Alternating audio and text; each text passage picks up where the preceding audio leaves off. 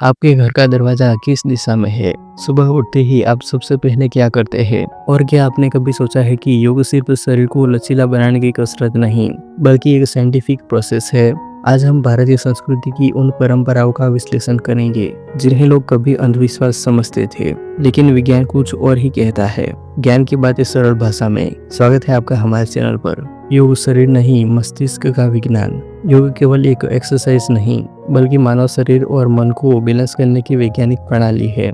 आधुनिक रिसर्च यह प्रमाणित कर चुकी है कि नियमित योगाभ्यास से मानसिक तनाव कम होता है, नींद बेहतर होती है और ध्यान यानी कंसंट्रेशन की क्षमता बढ़ती है। अमेरिका की हार्वर्ड मेडिकल स्कूल और एम्स दिल्ली की रिसर्च बताती है कि योग से कोर्टिसोल यानी तनाव हार्मोन कम होता है और मस्तिष्क में एंडोर्फिन यानी हैप्पी हार्मोन बढ़ते हैं।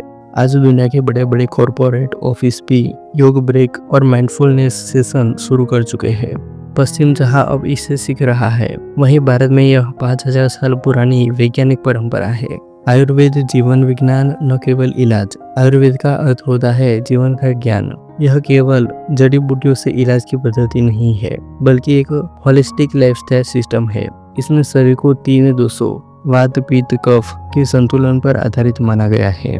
2022 में WHO ने भारत में global centre for traditional medicine की स्थापना की। यह आयुर्वेद की वैज्ञानिक मान्यता का प्रमाण है। आधुनिक विज्ञान भी अब आयुर्वेदिक औषधियों जैसे अश्वगंधा, गिलोय, तुलसी, ब्राह्मी पर रिसर्च कर रहा है। कई स्टडीज में पाया गया है कि ये इम्यूनिटी बढ़ाने, डिप्रेशन घटाने और शरीर को डिटॉक्स करने में मदद करते हैं। यह चिकित्सा पद्धति सिर्फ बीमार होने पर दवा नहीं देती, यह सिखाती है कि बीमार ही न पड़ा जाए। वास्तुशास्त्र, दिशा, ऊर्जा विज्ञान। वास्तुशास्त्र को अक्सर लोग अंधविश्वास मानते हैं, परंतु इसके मूल सिद्धांत में सूर्य प्रकाश, वेंटिलेशन, ऊर्जा प्रवाह और चुंबकीय दिशा का वैज्ञानिक उपयोग छुपा होता है। उदाहरण के तौर पर पूर्व दिशा से सूरज की किरणें घर में आने से विटामिन डी और सकारात्मक ऊर्जा मिलती है।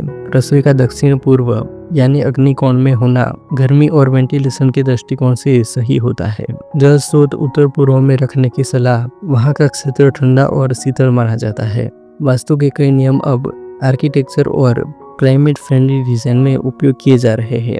इसे सस्टेनेबल आर्किटेक्चर कहा जाता है। तो दोस्तों, भारतीय संस्कृति की यह परंपराएं सिर्फ रिवाज नहीं थी, बल्कि ये विज्ञान से जुड़ी हुई जीवन शैली थी। चाहे योग हो, आयुर्वेद या वास्तु, ये तीनों आज भी उतने ही प्रासंगिक है जितने हजारों साल पहले थे। फर्क सिर्फ इतना है कि आज विज्ञान भी इन्हें समझने और स्वीकार करने लगा है।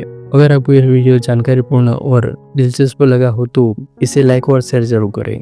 कमेंट में हमें बताएं आप योग, आयुर्वेद या वास्तु में से किसे सबसे ज्यादा वैज्ञानिक मानते हैं। और हाँ, चैनल को सब्सक्राइब करना न भूलें ताकि ऐसे ही अनोखे विषयों पर अगला वीडियो आपसे ना छूटे।